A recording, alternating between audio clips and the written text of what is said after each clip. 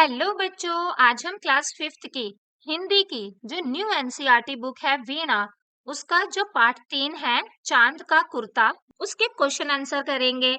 बच्चों, अगर आपको इस चैप्टर का मीनिंग जानना है और इसे पढ़ना सीखना है तो आप हमारे चैनल की प्लेलिस्ट में जाकर के इसका पार्ट 1 अपलोडेड है, जिसमें हमने आपको ये चैप्टर अच्छे से पढ़ना बताया है और साथ ही इस चैप्टर की मीनिंग अच्छे से बताई है, तो आप उसे देख सकते हैं।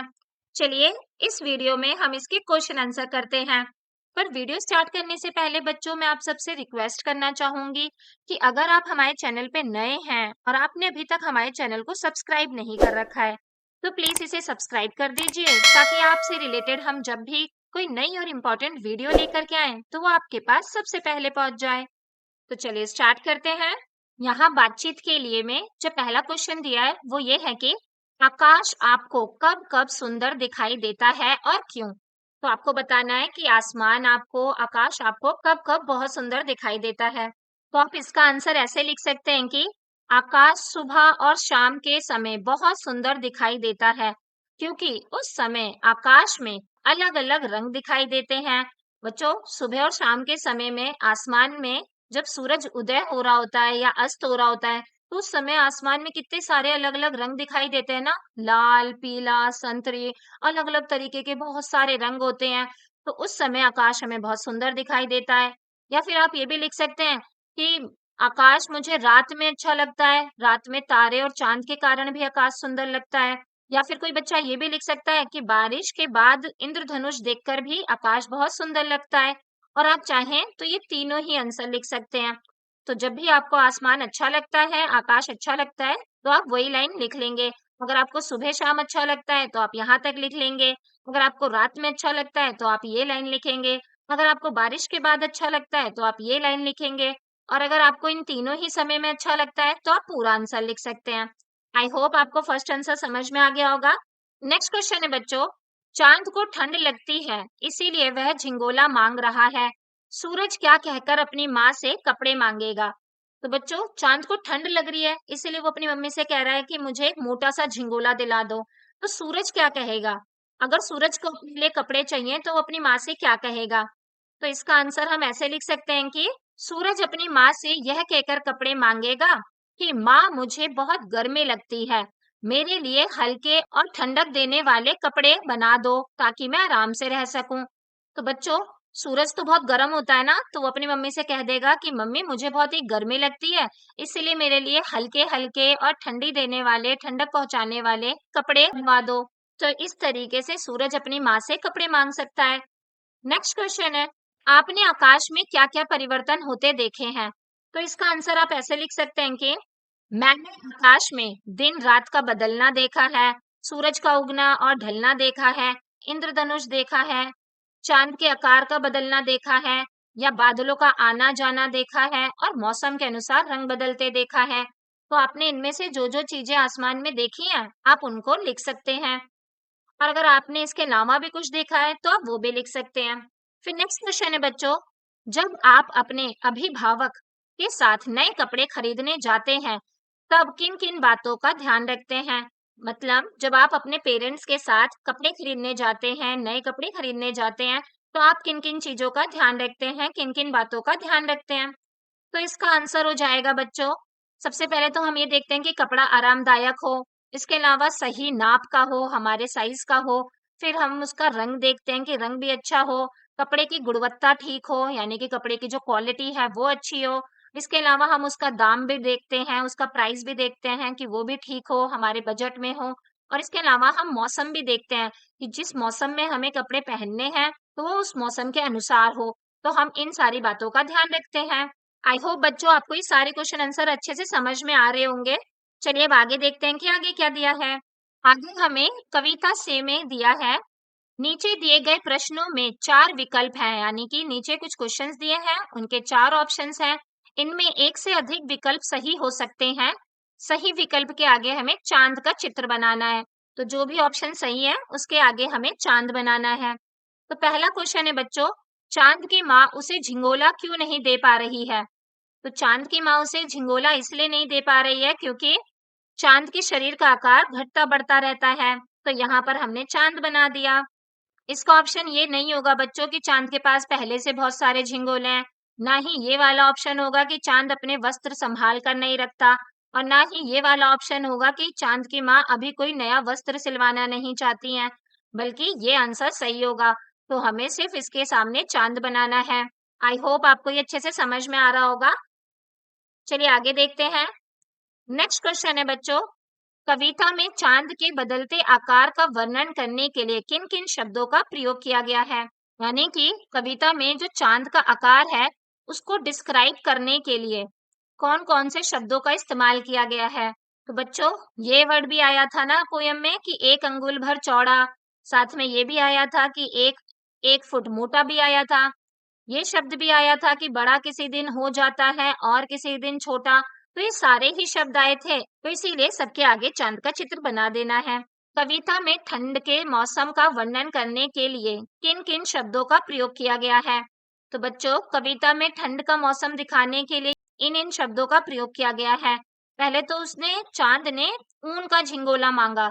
अगर गर्मी का मौसम होता तो वो ऊन की जगह सूती कपड़े का झिंगोला मांगता, लेकिन चांद ने ऊन का झिंगोला मांगा है, इसका मतलब कि ठंडी का मौसम है। साथ में उसने ये भी बोला कि हवा जो है वो सन चलती है, यानी कि तेज तेज हवा चलती है। और इसके अलावा ये भी बोला है कि ठिठुर ठिठुर कर यात्रा करता है। वो ठंडी का मौसम है तभी वो ठिठुर करके यात्रा कर रहा है, कांपते हुए यात्रा कर रहा है। जबकि भाड़े का कुर्ता का ठंड के मौसम से कोई रिलेशन नहीं है, इसीलिए इसके सामने चांद का चित्र नहीं बनेगा। आई होप बच्चों आपको ये भी अच्छे से समझ में आ गया होगा। चलिए अब आगे देखते हैं कि आगे क्या दिया है। आगे सोचिए और लिखिए दिया है। इसमें पहला क्वेश्चन है, कविता की किन पंक्तियों से पता चलता है कि चांद किसी एक दिन बिल्कुल दिखाई नहीं देता है। तो इसका आंसर बच्चों ये दोनों लाइन हो जाएंगी कि घटता बढ़ता रोज किसी दिन ऐसा भी करता है, नहीं किसी की भी आंखों को दिखलाई पड़ता है। तो यहाँ से लेकर के यहाँ तक जो है ये इसका आंसर है, इसलिए ये दोनों लाइन इसका आंसर हो जाएंगे। तो आई होप बच्चों आप इसे यहाँ से लिख लेंगे। फिर नेक्स्ट क्वेश्चन है बच्चों, सर्दी से बचने के लिए चांद माँ से ऊन के झिंगोले के अतिरिक्त कौन कौन से कपड़े मांग सकता है। तो ठंड से बचने के लिए चांद ने माँ से ऊन का झिंगोला मांगा है। इसके अलावा वो अपनी माँ से और कौन कौन से कपड़े मांग सकता है जिससे वो ठंड से बच जाए। तो इसका आंसर आप ऐसे लिख सकते हैं कि सर्दी से बचने के लिए चांद माँ से ऊन के झिंगोले के अतिरिक्त स्वेटर, जैकेट, मफलर, शॉल, जुराबे, टोपी आदि कपड़े मांग सकता है। बच्चों ये सारे कपड़े भी हम लोग ठंड में पहनते हैं ना, और ये सारी चीजें भी हमें ठंड से बचाती हैं। इसीलिए चांद जो है वो अपनी माँ से झिंगोले के अलावा इन सारे कपड़ों को मांग सकता है। फिर नेक्स्ट क्वेश्चन है बच्चों, जाड़े के मौसम में चांद को क्या कठिनाई होती है। तो इसका आंसर हो जाएगा बच्चों, जाड़े के मौसम में चांद को बहुत ठंड लगती है, वह ठिठुरता रहता है, जिससे उसे अपनी यात्रा पूरी करने में कठिनाई होती है। फिर नेक्स्ट क्वेश्चन है बच्चों, चांद किस यात्रा को पूरी करने की बात कर रहा है। तो इसका आंसर हो जाएगा बच्चों, चांद पृथ्वी के चारों ओर घूमने की यात्रा पूरी करने की बात कर रहा है। जो चांद होता है, हम सबको पता है बच्चों कि जो हमारा सौर मंडल है उसमें बीच में सूरज है और इसके किनारे किनारे हमारे प्लैनेट्स घूमते रहते हैं।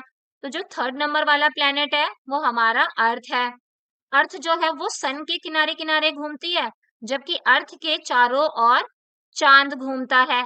तो जो चांद है ये पृथ्वी के चारों ओर ये चक्कर लगाता है। चांद इसी यात्रा को पूरी करने की बात कर रहा है। आई होप आपको ये सारे क्वेश्चन आंसर्स भी अच्छे से समझ में आ गए होंगे। चलिए अब आगे देखते हैं कि आगे क्या दिया है। आगे बच्चों हमें दिया है अभिभावक और आप। अभिभावक का मतलब होता है हमारे पेरेंट्स। तो हमारे पेरेंट्स और हमारे बारे में यहाँ पर कुछ क्वेश्चंस हैं, चलिए इन्हें देखते हैं। जब नीचे दी गई बातें एवं घटनाएं होती हैं, तब आपके अभिभावक क्या क्या कहते या करते हैं, अपने अपने अनुभव कक्षा में साझा कीजिए। मतलब बच्चों नीचे जो भी चीजें दी हुई हैं, जब ऐसा कुछ होता है तब आपके पेरेंट्स क्या करते हैं या क्या कहते हैं वो आपको बताना है। तो फर्स्ट क्वेश्चन है बच्चों, जब आप ठंडी रात में सोते समय अपने पैरों से कंबल या रजाई उतार फेंकते हैं तब क्या होता है। नेक्स्ट है, जब आप ठंड में आइसक्रीम खाने की हट करते हैं या जिद करते हैं तब क्या होता है। इसके बाद जब आप दूध पीने, हरी सब्जियां और फल आदि खाने से कतराते हैं, तब आपके पेरेंट्स क्या कहते और करते हैं? और इसके अलावा जब कोई आपके घर आपकी शिकायत करने आता है या जब आपके किसी अच्छे काम के लिए आपकी प्रशंसा होती है अथवा पुरस्कार मिलता है, तब आपके पेरेंट्स क्या कहते हैं या करते हैं? इनका आंसर आपको लिखना है।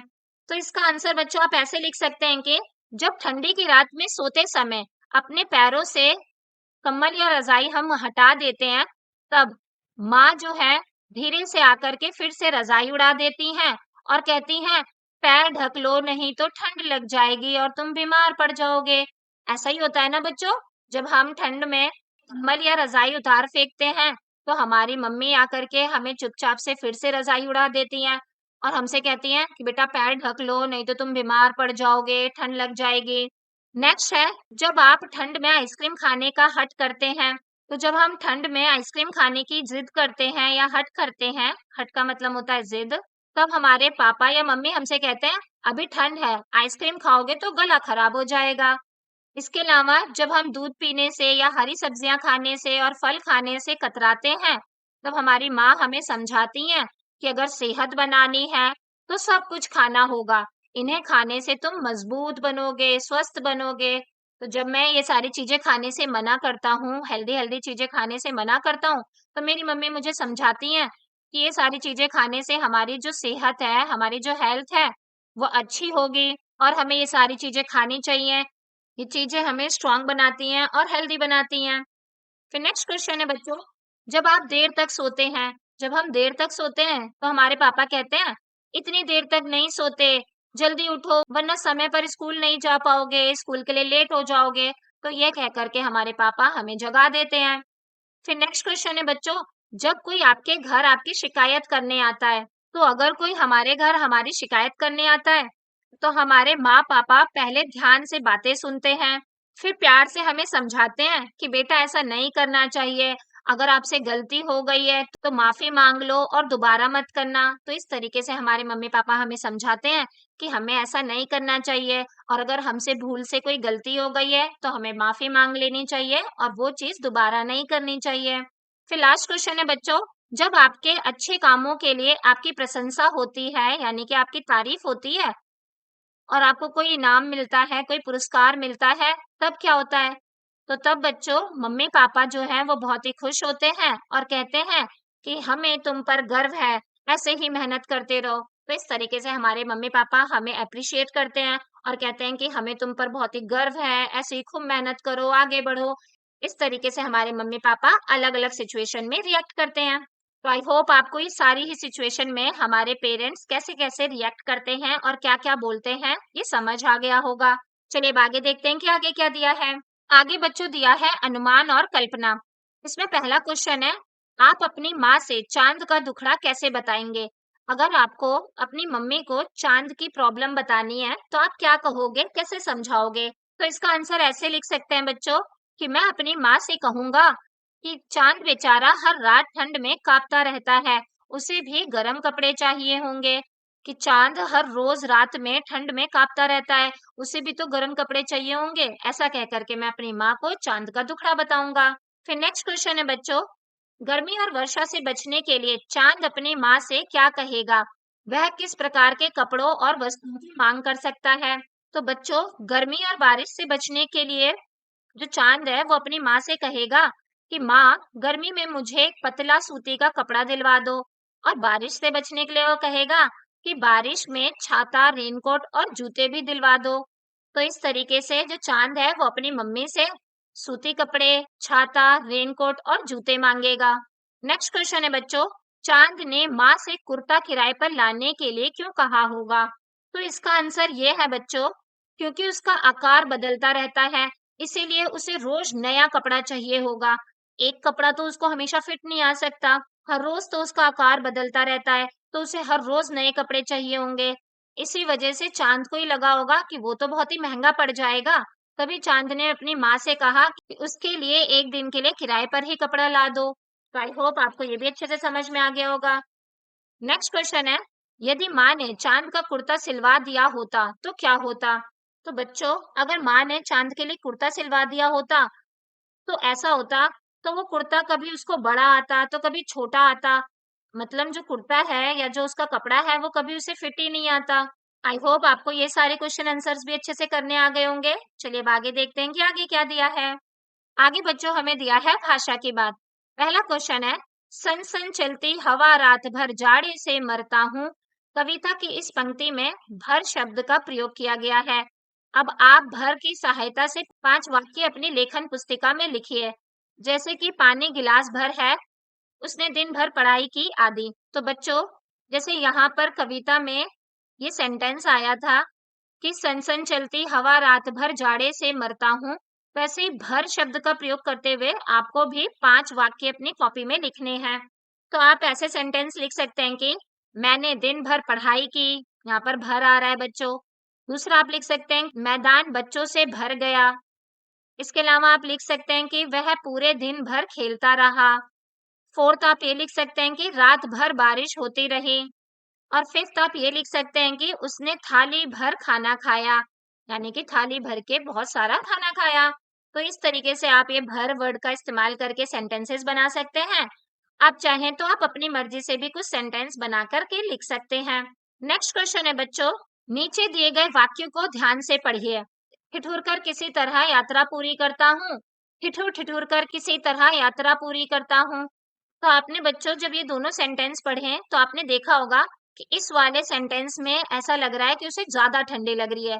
तो जब हमें किसी बात पर बल देना होता है तो हम उसमें उस शब्द का प्रयोग 2 बार करते हैं, जैसे कि जल्दी जल्दी करो, है ना। तो ऐसे ही आपको भी कोई 5 सेंटेंस बनाने हैं, कोई 5 वाक्य अपनी कॉपी में लिखने हैं जिसमें एक शब्द का प्रयोग 2 बार किया गया हो, ताकि उस पर ज्यादा बल दिया जा सके, ज्यादा जोर दिया जा सके। तो आप इसका आंसर ऐसे लिख सकते हैं कि वह धीरे धीरे चल रहा था।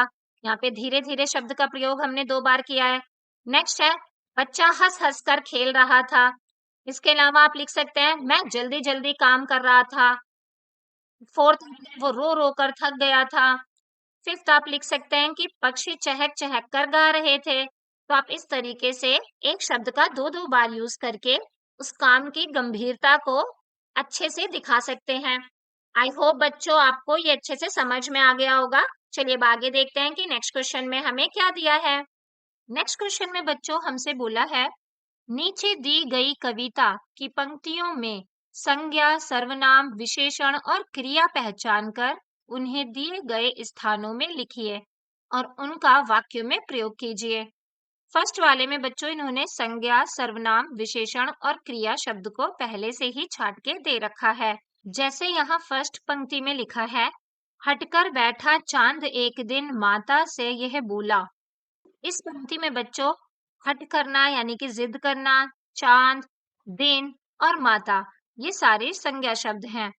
जबकि यह जो है वो एक सर्वनाम है, एक शब्द जो है वो विशेषण है और कर बैठना यहाँ पर एक क्रिया है और बोलना भी एक क्रिया है।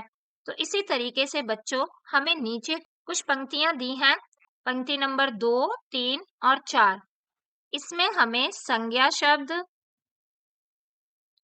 सर्वनाम शब्द, विशेषण और क्रिया शब्द छाटने हैं। तो चलिए देखते हैं कि इसमें क्या क्या दिया है। सेकंड सेंटेंस है बच्चों, आसमान का सफर और यह मौसम है जाड़े का। तो इस वाक्य में बच्चों आसमान, सफर, मौसम और जाड़ा, ये सारे संज्ञा शब्द हैं।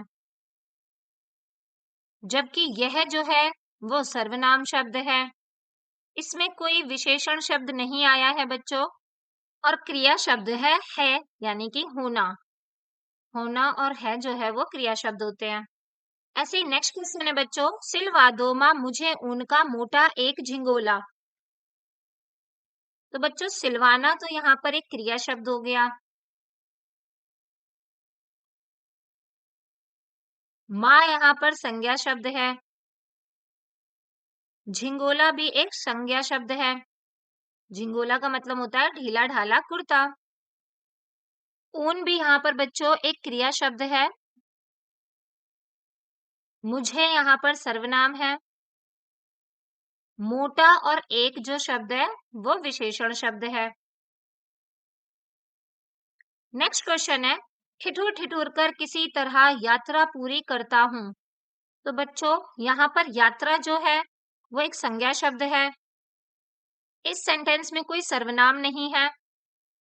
विशेषण में है किसी तरह और क्रिया शब्द है ठिठुरना।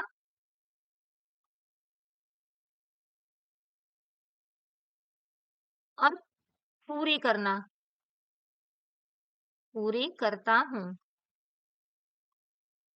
तो आई होप बच्चों आपको ये अच्छे से समझ में आ गया होगा। चलिए अब आगे देखते हैं कि आगे क्या दिया है। नेक्स्ट में बच्चों दिया है चांद का झिंगोला। मान लीजिए कि चांद झिंगोले के लिए माँ, कपड़े के दुकानदार और दर्जी से संवाद करता है। बातचीत के कुछ अंश नीचे दिए गए हैं, आप इन्हें आगे बढ़ाइए। आप संवाद अपनी मातृभाषा में भी लिख सकते हैं। मतलब बच्चों यहाँ पर जो चांद है वो झिंगोले के लिए पहले एक बार अपनी मम्मी से बात कर रहा है, फिर कपड़े के दुकानदार से बात कर रहा है और फिर दर्जी से बात कर रहा है। तो इनके बीच में जो संवाद है ना बच्चों, वो यहाँ पर आधा आधा दे रखा है और आधे में यहाँ पर आपको ब्लैंक स्पेस दिया है। तो इन्होंने आगे क्या बात करी होगी, इस संवाद को आपको अपनी मातृभाषा में पूरा करना है। जैसे कि यहाँ पर चांद और माँ का संवाद दिया है, तो चांद जो है वो अपनी माँ से कह रहा है, आप यहाँ पिक्चर में भी देख सकते हैं। चांद अपनी माँ से कहता है, माँ मुझे बहुत ठंड लगती है, मेरे लिए एक मोटा झिंगोला सिलवा दो। जिस पर उसकी माँ कहती है, तुझे सच में ठंड सताती होगी, लेकिन एक समस्या है। जिस पर चांद पूछता है, समस्या? कैसी समस्या माँ? जिस पर उसकी माँ कहती है, तेरा आकार तो प्रतिदिन बदलता रहता है, कभी छोटा, कभी बड़ा, कभी एकदम गायब, मैं कैसे नाप लूं? तो चांद इस पर थोड़ा सोचते हुए कहता है, अरे हाँ, लेकिन फिर भी कोई उपाय तो होगा। तो बच्चों इसके आगे चांद और उसकी माँ के बीच में क्या क्या बात हुई होगी, ये आपको सोच करके लिखना है। जैसे कि इसके आगे माँ ने बोला होगा, एक उपाय तो है। तो चांद ने पूछा होगा, क्या उपाय है माँ? जिस पर माँ ने बोला होगा कि चल मैं तेरे लिए एक बड़ा सा झिंगोला सिलवा देती हूँ, जिसमें कि दो फीते होंगे। तो जब तू छोटा होगा तो फीते को टाइट से बांध लेना, और जब तू बड़ा होगा तो फीते को मत बांधना। तो इस तरीके से माँ ने उसे उपाय दिया, जिस पर चांद कहेगा, हाँ माँ ये तो सच में बहुत अच्छा उपाय है। आपके पास भी ऐसे फ्रॉक होगे ना बच्चों, जिसमें जो फ्रॉक होती है उसमें पीछे दो फीते दिए होते हैं। अगर वो फ्रॉक आपको फिट आ रही होती है तो आपको वो फीता जो है वो टाइट से बांधने की जरूरत नहीं होती है। लेकिन अगर वो फ्रॉक आपको फिट नहीं आ रही होती है तो आप उस फीते को टाइट से बांध करके फ्रॉक को अपने साइज का पतला कर लेते हैं। तो इसी तरीके से चांद की माँ चांद को उपाय बताती है। तो चलिए इसे लिख लेते हैं। तो माँ ने क्या कहा, एक उपाय तो है।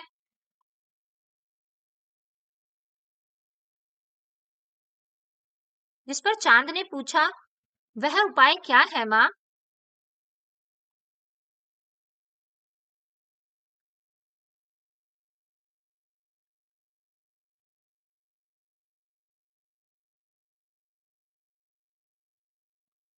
जिस पर माँ कहती है, चल मैं तेरे लिए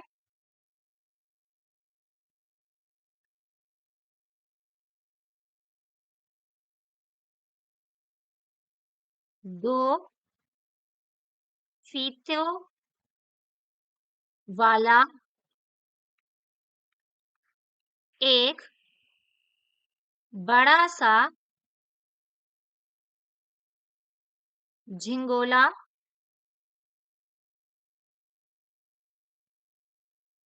सिलवा देती हूँ,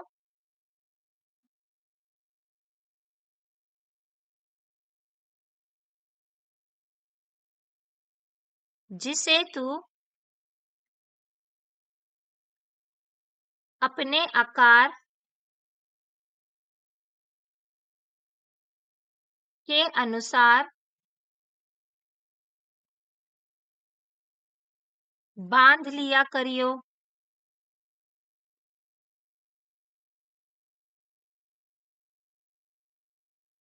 जिसे तुम अपने आकार के अनुसार बांध लिया करना। तो बच्चों यहाँ पे जगह नहीं थी, इसलिए मैंने यहाँ थोड़ा पास पास में लिख दिया है। इस पर चांद कहेगा, हाँ माँ, ये तो बहुत ही अच्छा उपाय है।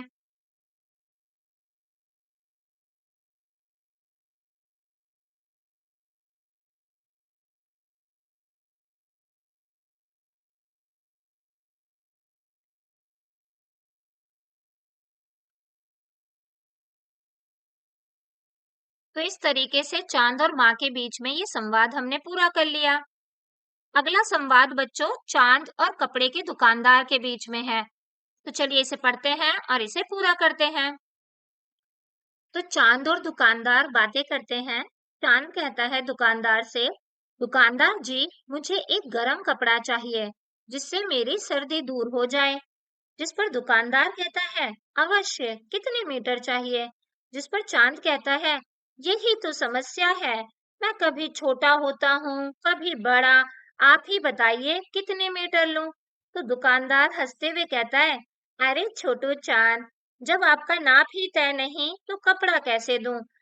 तो चांद उससे पूछ सकता है, पर मैं अपना नाप कहाँ से लूं? जिस पर दुकानदार बोलेगा, तुम दर्जी से जाकर के अपना नाप पूछ सकते हो। तो फिर चांद उससे बोलेगा, अच्छा, अगर मैं दर्जी से नाप, तो क्या दर्जी मुझे सही नाप बता देगा? तो दुकानदार बोलेगा, हाँ हाँ, उसके पास ना इंच टेप होती है जिससे वो नाप करके आपका सही नाप बता देगा। तो चांद बोलेगा, अच्छा ठीक है, फिर मैं दर्जी से अपना नाप लेकर के आता हूँ। तो इस तरीके से हम इस कॉन्वर्सेशन को लिख सकते हैं। चलिए लिखते हैं।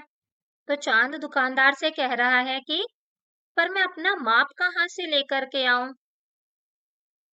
पर मैं अपना सही माप कहाँ से लेकर आऊं?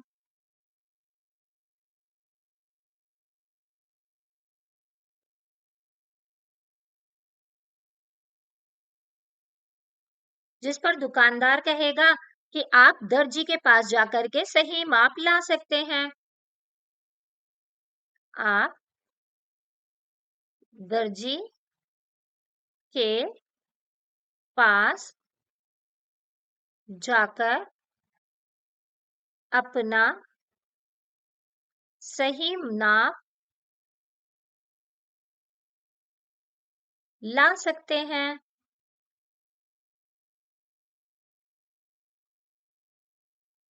जिस पर चांद कहेगा, पर उसको मेरा सही नाप कैसे पता चलेगा?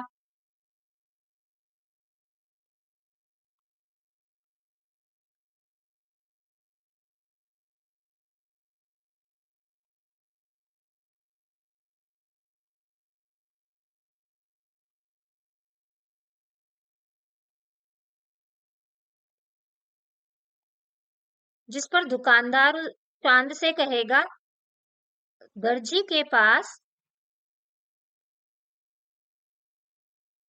मापक टेप होती है, वह वह उससे नाप कर तुम्हारा सही नाप बता देगा।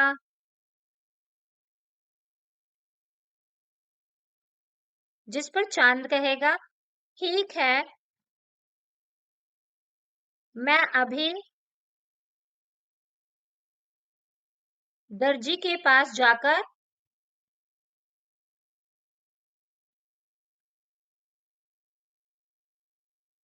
अपना सही माप लेकर आता हूँ। नाप लेकर आता हूँ।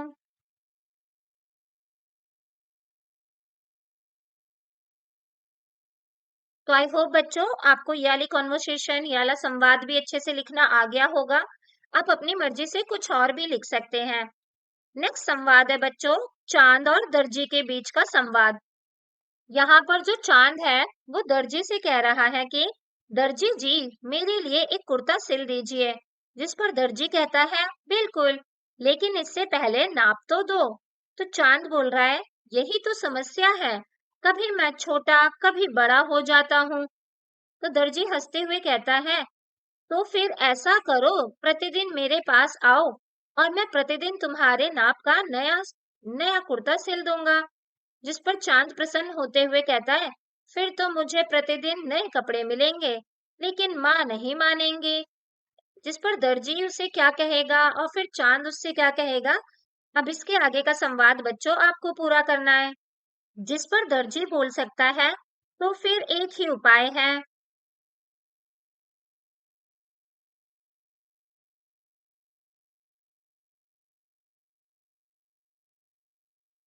जिस पर चांद उससे पूछेगा, कैसा उपाय?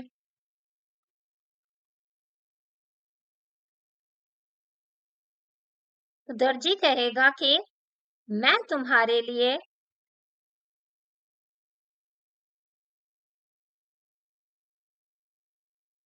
एक बड़ा सा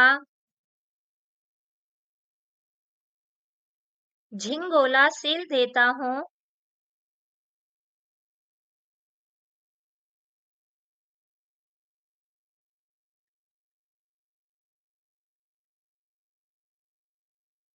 जो तुम्हें हर दिन सही से आ जाए।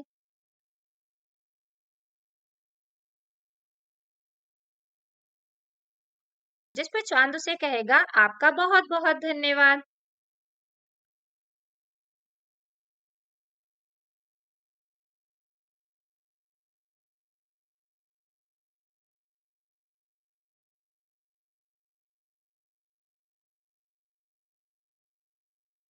इस तरीके से ये संवाद भी पूरा हो जाता है। फिर नेक्स्ट पॉइंट में बच्चों आपसे कहा है कि अब आप इन संवादों पर कक्षा में शिक्षक की सहायता से अभिनय कीजिए। मतलब आपकी क्लास में दो बच्चे, एक तो चांद बन जाएगा और एक बच्चा चांद की माँ बन जाएगा। फिर ये दोनों कॉन्वर्सेशन जो चांद के बीच में और चांद की माँ के बीच में हो रही थी, आप लोग वो संवाद एक दूसरे से करेंगे। फिर दोबारा एक बच्चा चांद बन जाएगा और एक बच्चा दुकानदार बन जाएगा और ये जो संवाद है आप दोबारा से करेंगे। फिर इसके बाद एक और बच्चा चांद बनेगा और जो तीसरा बच्चा होगा वो दर्जी बनेगा और फिर चांद और दर्जी के बीच में जो बातचीत हुई, आप लोग उस बातचीत का अभिनय करेंगे, उस संवाद का अभिनय करेंगे। तो आई होप बच्चों ये जो अभिनय वाला काम है ये आप अपनी कक्षा में अपने शिक्षक की सहायता से कर लेंगे। चलिए अब आगे देखते हैं कि आगे क्या दिया है। आगे है कविता से आगे। पहला क्वेश्चन है, क्या चांद की तरह आप भी अपनी माँ से किसी वस्तु के लिए हट करते हैं? आप अपनी माँ को इसके लिए कैसे मनाते हैं? तो बच्चों इस क्वेश्चन में आपसे पूछा है कि जैसे चांद अपनी माँ से झिंगोले के लिए हट कर रहा था, जिद कर रहा था, तो क्या आप भी अपनी माँ से किसी चीज के लिए जिद करते हैं? अगर हाँ, तो आप अपनी माँ को उस चीज के लिए कैसे मनाते हैं? तो ये आपको बताना है। इसका आंसर आप ऐसे लिख सकते हैं कि हाँ, मैं कभी-कभी अपनी माँ से खिलौने और आइसक्रीम के लिए जिद करती हूँ। मैं उन्हें प्लीज माँ कहकर और गले लगाकर मनाती हूँ, फिर मेरी माँ मान जाती हैं। तो इस तरीके से आप इसका आंसर लिख सकते हैं कि हाँ, कभी-कभी खिलौने और आइसक्रीम के लिए मैं भी अपनी मम्मी से जिद कर लेती हूँ और फिर मैं उन्हें प्लीज माँ कहती हूँ और उनके गले लगती हूँ, तो मेरी माँ मान जाती हैं। फिर नेक्स्ट क्वेश्चन है बच्चों, आपकी माँ आपको किसी काम के लिए कैसे मनाती हैं? मतलब अगर आपकी मम्मी को आपसे कुछ काम है तो वो आपको कैसे मनाती हैं? आप तो मम्मी को गले लग करके प्लीज माँ कह करके अपना काम करवा लेते हो, लेकिन अगर मम्मी को आपसे कुछ काम करवाना है तो मम्मी कैसे करवाती हैं वो आपको बताना है। तो आप इसका आंसर ऐसे लिख सकते हो कि मेरी माँ मुझे प्यार से समझाती हैं और मीठी बातें करती हैं। वो मेरी मनपसंद चीज देने का वादा करती हैं, इसीलिए मैं खुशी खुशी काम कर देती हूँ। मतलब जब मेरी मम्मी को मुझसे कोई काम करवाना होता है तो वो मुझसे बहुत प्यार से बात करती हैं, मुझे बहुत प्यार से समझाती हैं, बहुत ही मीठी मीठी बातें करती हैं और साथ में वो मुझे मेरी मनपसंद चीज देने का लालच देती हैं कि मैं तुम्हें ना आइसक्रीम दिलाऊंगी। और ऐसे करके मेरी माँ मुझसे अपना काम करवा लेती हैं और मैं भी खुशी खुशी वो काम कर देती हूँ, क्योंकि आखिर आइसक्रीम तो मुझे भी चाहिए। तो नेक्स्ट क्वेश्चन है बच्चों, गर्मी सर्दी या वर्षा से बचने के लिए आपकी माँ आपको क्या कहती हैं अथवा क्या क्या करती हैं? तो बच्चों, गर्मी से बचाने के लिए गर्मी में मेरी मम्मी मुझे नींबू पानी देती हैं, ठंडा नींबू पानी देती हैं। सर्दी में वो मुझे गर्म कपड़े पहनाती हैं और गरम गरम दूध देती हैं। और बारिश के मौसम में वो मुझे छाता और रेनकोट लेने के लिए कहती हैं। तो इस तरीके से सर्दी गर्मी बारिश में मेरी माँ मेरा ख्याल रखती हैं। आई होप आपको ये सारे आंसर्स भी अच्छे से समझ में आ गए होंगे। फिर नेक्स्ट क्वेश्चन है बच्चों, सोचिए समझिए और बताइए। तो इसका फर्स्ट क्वेश्चन है, कविता में चांद अपनी माँ से बात कर रहा है। मान लीजिए कि चांद बोल नहीं सकता, अब वह अपनी माँ से कैसे बताएगा? तो बच्चों, कविता में जो चांद है वो अपनी मम्मी से बोल रहा है कि मेरे लिए झिंगोला ला दो। तभी मान लो कि चांद जो है वो बोल नहीं सकता है, तो वो अपनी माँ को ये बात कैसे बताएगा? तो इसका आंसर बच्चों आप ऐसे लिख सकते हैं कि चांद इशारों से, हाव भाव से, या अपनी जो चमक है उसको तेज या धीमा करके, या आसमान में अलग अलग तरीके के कुर्ते का आकार बना करके, या कांपने का इशारा करते हुए अपनी माँ को बताएगा कि उसे ठंड लग रही है। अगर चांद के हाव भाव चेंज होंगे, वो कभी बहुत तेज कभी बहुत धीमा चमकेगा, तो उसकी माँ का ध्यान उसके ऊपर जाएगा। और अगर वो आसमान में कुर्ते की शेप बना देगा, तो उसकी मम्मी को समझ में आएगा कि चांद को कुर्ता चाहिए। या फिर वो कांपने का इशारा करते हुए भी अपनी माँ को ये चीज बता सकता है कि उसे ठंड लग रही है। फिर नेक्स्ट क्वेश्चन है बच्चों, मान लीजिए कि चांद के पास एक दोस्त है जिसको दिखाई नहीं देता है। तो चांद उसे अपने बदलते हुए आकार के बारे में कैसे समझाएगा? चांद उसे कैसे बताएगा कि मेरा साइज जो है वो हर रोज चेंज होता रहता है? तो इसका आंसर ये होगा बच्चों कि चांद अपने मित्र को छूने देगा। चांद है वो अपने मित्र को अपने आप को टच करने देगा, और फिर उसका मित्र ये देख पाएगा कि कभी वो छोटा गोल है, कभी वो आधा है, कभी वो पूरा गोल है। तो ऐसे महसूस करा करके जो चांद है वो अपने मित्र को अपने बदलते आकार का अनुभव कराएगा, और इस तरीके से वो उसको समझाएगा कि जो मेरा आकार है वो हमेशा बदलता रहता है। आई होप आपको ये दोनों आंसर भी अच्छे से समझ में आ गए होंगे। तो चलिए अब आगे देखते हैं। आगे पढ़िए और समझिए में फर्स्ट क्वेश्चन है, चांद के लिए कुर्ता सिलना एक कठिन कार्य है, इसीलिए चांद की माँ उसका कुर्ता सिलवाने के लिए एक विज्ञापन प्रकाशित करती हैं। इसे पढ़िए और इसका प्रचार प्रसार कर चांद की माँ की सहायता कीजिए। मतलब बच्चों, चांद के लिए कुर्ता सिलना तो बहुत ही मुश्किल काम है, तो इसके लिए तो एक एक्सपर्ट दर्जी की जरूरत होगी, जिसको कि इस तरीके के काम को करने का अनुभव हो। तो उसकी मम्मी वो कहाँ से ढूंढेंगी? तो उसकी मम्मी ने उसके लिए एक एड डाली है, एक विज्ञापन डाला है। चलिए इस विज्ञापन को पढ़ते हैं और देखते हैं कि उसकी मम्मी ने क्या डाला है विज्ञापन में। चांद की माँ की विशेष घोषणा, क्या आप हैं सबसे कुशल दर्जी?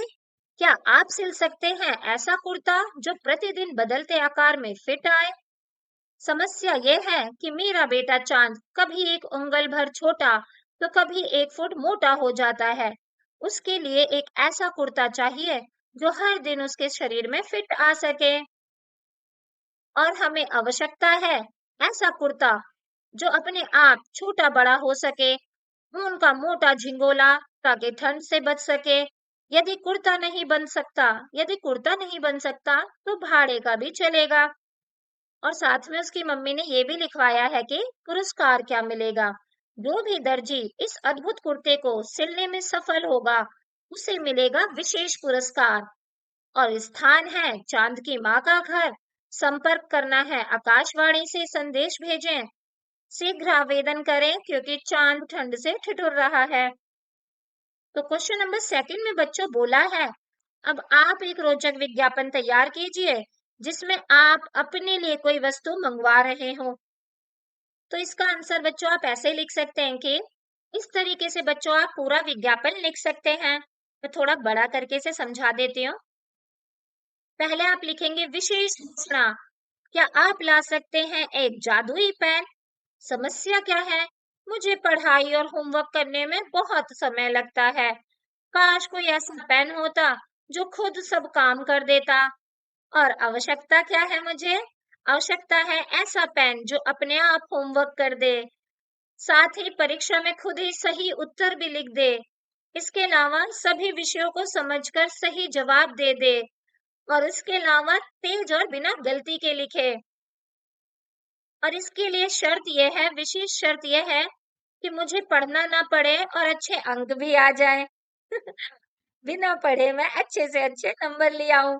वो सारा काम मेरा उस जादुई पेन ने किया हो। पुरस्कार में मैं उस व्यक्ति को, जो भी ये जादुई पेन लाएगा, उसे मिलेगा ढेर सारा धन्यवाद और एक बड़ी सी स्माइल। स्थान है मेरा घर। संपर्क करने के लिए मुझसे तुरंत मिलें। जल्दी करें क्योंकि परीक्षाएं नजदीक हैं। तो इस तरीके से बच्चों आप अपने लिए एक जादुई पेन का विज्ञापन लिख सकते हैं। आई होप आपको ये अच्छे से समझ में आ गया होगा। चलिए अब आगे देखते हैं कि आगे क्या दिया है। नेक्स्ट है बच्चों आपकी कलाकारी। यहाँ पर हमसे बोला है आइए चांद के लिए एक कुर्ता बनाएं। सामग्री है रंगीन कागज लाने हैं, गोंद, कैंची, गिल्टर, कपड़े के छोटे टुकड़े और इन सब का इस्तेमाल करके आपको ऐसा एक कुर्ता बनाना है। बनाने की विधि बच्चों बहुत ही आसान है कि चांद के लिए एक कुर्ते का बड़ा सा चित्र बनाएं। अब अलग अलग रंगीन कागज या कपड़े के टुकड़े से चांद के लिए सुंदर कुर्ता तैयार करें। उसमें गिल्टर चिपकाएं, फेविकोल और गोंद जो भी है आपके पास, उससे बहुत सारे अलग अलग डायग्राम बना के आप उसमें चिपका सकते हैं। गिल्टर और सितारों की आकृतियां बना करके उसे सजा सकते हैं। और इस तरीके से आपका जो कुर्ता तैयार होगा वो आप अपनी क्लास में सबको दिखा सकते हैं। तो ये तो बच्चों आपको स्वयं करना है। पुस्तकालय एवं अन्य स्रोत। इसमें फर्स्ट क्वेश्चन में हमसे बोला है पुस्तकालय में चांद, सूरज, तारे, आकाश आदि पर बहुत सी रोचक, मनोरंजक और ज्ञानवर्धक किताबें अवश्य उपलब्ध होंगी। उन पुस्तकों को ढूंढ कर पढ़िए और उनके बारे में कक्षा में चर्चा भी कीजिए। मतलब आपको अपने स्कूल की लाइब्रेरी में जाना है और वहां पर चांद, सूरज, तारे या आकाश से रिलेटेड जो भी आपको किताबें दिखेंगी वो आपको ढूंढ करके पढ़नी है और अपनी क्लास में उसके बारे में बच्चों को बताना है। नेक्स्ट क्वेश्चन में बच्चों आपसे बोला है अपने शिक्षक, पुस्तकालय प्रभारी और मित्रों की सहायता से चांद तथा सूरज की बदलती स्थितियों की और भी जानकारी प्राप्त कीजिए। ये भी पता लगाइए कि चंद्र ग्रहण एवं सूर्य ग्रहण कब कब और क्यों होते हैं। आप अपने माता पिता या अभिभावक से भी इनके बारे में बात कर सकते हैं। तो बच्चों आपको अपने टीचर, लाइब्रेरी वाली मैम, दोस्त या मम्मी पापा, इन सब से चांद और सूरज के बारे में जितनी भी जानकारी मिल सकती है वो सारी लेनी है। और साथ में आपको ये भी पता लगाना है चंद्र ग्रहण लगता है और सूर्य ग्रहण लगता है वो कब कब और क्यों लगता है।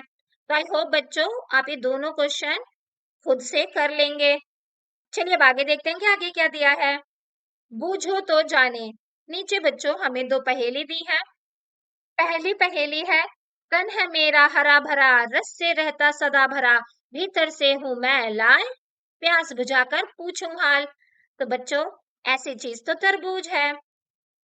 जो तरबूज होता है वो बाहर से हरा भरा और अंदर से लाल होता है और वो हमारी प्यास भी बुझाता है क्योंकि उसके अंदर बहुत सारा पानी होता है।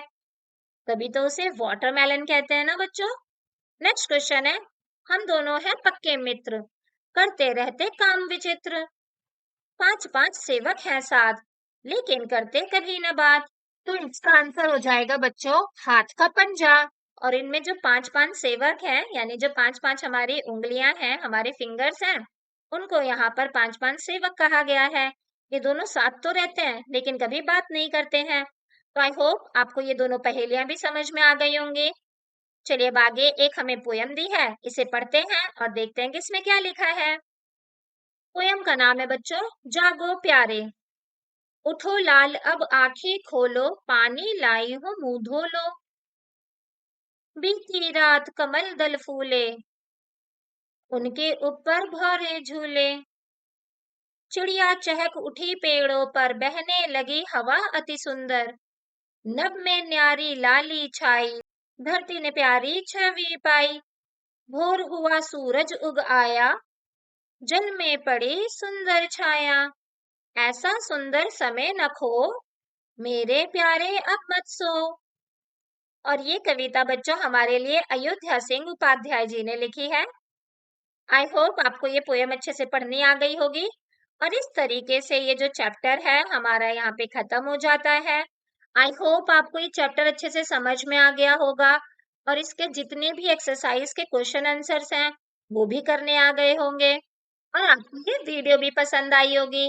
अगर आपको ये वीडियो पसंद आई तो प्लीज इसे लाइक कीजिए और अगर आप हमारे चैनल पे नए हैं और आपने अभी तक हमारे चैनल को सब्सक्राइब नहीं कर रखा है तो प्लीज इसे सब्सक्राइब कर दीजिए ताकि आपसे रिलेटेड हम जब भी कोई नई और इम्पोर्टेंट वीडियो लेकर के आए तो वो आपके पास सबसे पहले पहुंच जाए। थैंक यू बच्चों फॉर वॉचिंग।